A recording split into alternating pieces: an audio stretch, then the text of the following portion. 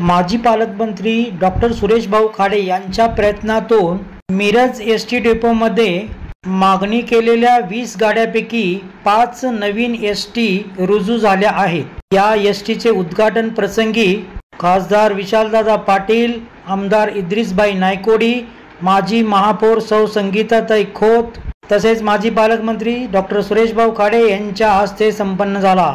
नवप्रसारण news Sangli. शहरामध्ये भर पडते। आज परिवहन मंत्र्यांच्याकडून आपल्याला आपण विनंती केली ती मानधन केली, आपल्याला नवीन 5 बस त्या आपल्या डेपोमध्ये मंजूर केलेली आहे। आमचं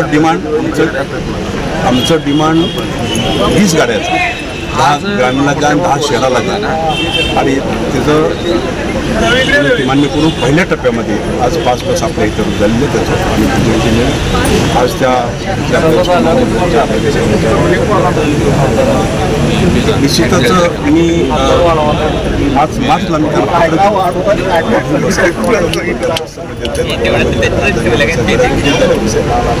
त्या पद्धतीनं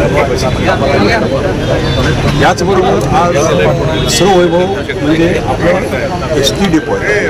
एस टी डेपो खूप जुने होते, ग्रामीणचा आणि शहराचा, त्यातही आपल्याला शासनाने पैसा करून दिला आणि शासनाने आता त्याचं काही महिन्यामध्येच आपल्याला ग्रामीणचं बस स्टॉपला उपयोग करायला मिळेल। शहराचा बद्दल पण ते चालू करून आपण पुढे उपयोग करू। आमच्या चॅनलला लाईक आणि सबस्क्राईब करायला विसरू नका।